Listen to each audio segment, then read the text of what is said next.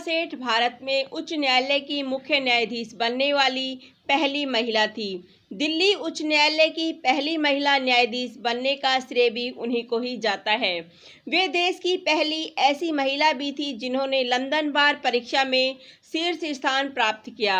महिलाओं के साथ भेदभाव के मामले, संयुक्त परिवार में लड़की को पिता की संपत्ति का बराबर की हिस्सेदारी बनाने और पुलिस हिरासत में हुई राजन पिल्लई की मौत की जांच जैसे मामलों में उनकी महत्वपूर्ण भूमिका रही है। तो आइए आज इस वीडियो में हम आपको लीला सेठ की जीवनी के बारे में बताएंगे। जन्म। लीला सेठ का जन्म लखनऊ में अक्टूबर 1930 में हुआ। बचपन में पिता की मृत्यु के बाद बेघर होकर विधवा मां के सहारे पली बढ़ी और मुश्किलों का सामना करती हुई उच्च न्यायालय की मुख्य न्यायाधीश के पद तक पहुंचने का सफर एक महिला के लिए कितना संघर्षमय हो सकता है, इसका अनुमान लगाया जा सकता है। भारत की पहली महिला मुख्य न्यायाधीश रही लीला सेठ अंतर्राष्ट्रीय ख्याति प्राप्त लेखक विक्रम सेठ की मां है।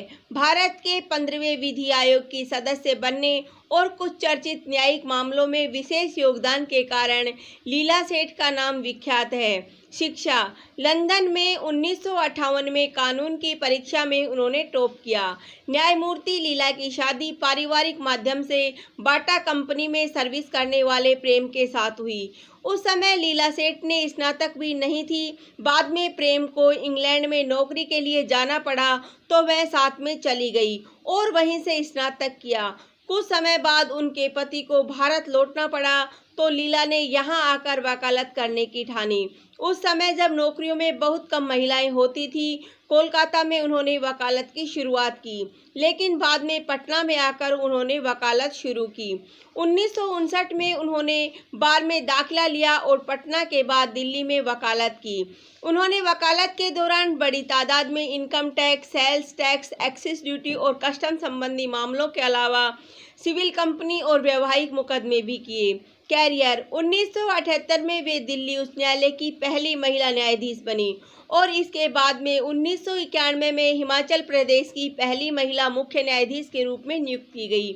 महिलाओं के साथ हो रहे भेदभाव के मामले, संयुक्त परिवार में लड़की को पिता की संपत्ति का बराबर की हिस्सेदारी बनाने और पुलिस हिरासत में हुई राजन पिल्लई की मौत की जांच जैसे मामलों में उनकी महत्वपूर्ण भूमिका रही है। 1995 में उन्होंने पुलिस हिरासत में हुई राजन पिल्लई की मौत की जांच के लिए बनाई एक सदस्यीय आयोग की जिम्मेदारी संभाली। 1998 से 2000 तक वे भारतीय विधि आयोग की सदस्य रही और हिंदू उत्तराधिकार कानून में संशोधन कराया, जिसके तहत संयुक्त परिवार में बेटियों को बराबर का अधिकार प्रदान किया गया।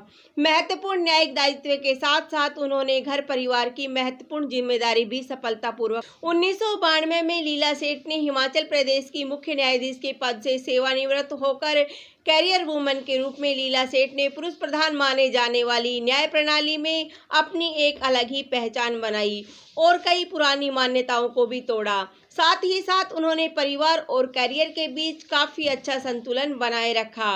योगदान। लीला सेठ ने कई संस्थाओं, बोर्डों, कमीशनों में अपना महत्वपूर्ण योगदान दिया है। भारतीय अंतर्राष्ट्रीय centre, the national knowledge centre, the popular foundation of India, lady Shri Ram college, modern school, Vasant Vihar, Mayo college से भी जुड़ी हुई थी। लीला जी को बागवानी का बहुत शौक था और काफ़ी एजेंसियों के माध्यम से वे सामाजिक कार्यों से भी जुड़ी हुई थी।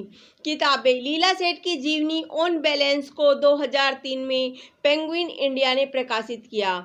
ऑन बैलेंस में उन्होंने अपने प्रारंभिक वर्षों के संघर्ष, इंग्लैंड में अपने पति प्रेम के साथ रहते समय कानून की पढ़ाई शुरू करने, आगे चल के पटना, कलकत्ता और दिल्ली में वकालत करने के अनुभव, 50 साल से अधिक के खुशहाल शादीशुदा जीवन और अपने तीनों बच्चों, लेखक विक्रम, न्याय कार्यकर्ता शांतम और फिल्म निर्माता आराधना के पालन पोषण के बारे में लिखा है। इसके साथ साथ ही लीला सेठ ने भ्रष्टाचार पर अपने विचार, भारत की अदालतों में होने वाले भेदभाव और विलंब शिक्षा से संबंधित अदालत के फैसलों व व्यक्तिगत एवं संवैधानिक कानून और 15वें विधि आयोग के सदस्य होने के अनुभव का भी व्याख्यान किया है। किताब में उनके जीवन की कई यादगार घटनाओं का भी उल्लेख है, कैसे प्रेम और उन्होंने पटना में एक पुरानी हवेली को शानदार घर में तब्दील कर दिया, उस समय जब विक्रम अपना उपन्यास ए सूटेबल बॉय लिख रहे थे और जब बौद्ध सन्यासी ने शांतम को दीक्षा दी।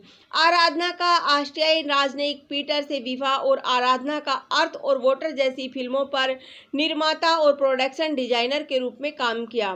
2010 में लीला सेठ ने we the children of India लिखी। यह किताब बच्चों को भारतीय संविधान का उद्देश्य समझाती है। इसके बाद 2014 में उनकी किताब talking of justice people's rights in modern India प्रकाशित हुई, जिसमें उन्होंने अपने लंबे कानूनी सफर में जिन महत्वपूर्ण मुद्दों पर काम किया है उनके बारे में चर्चा की।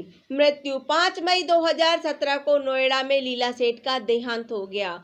धन्यवाद। जय हिंद, जय भारत।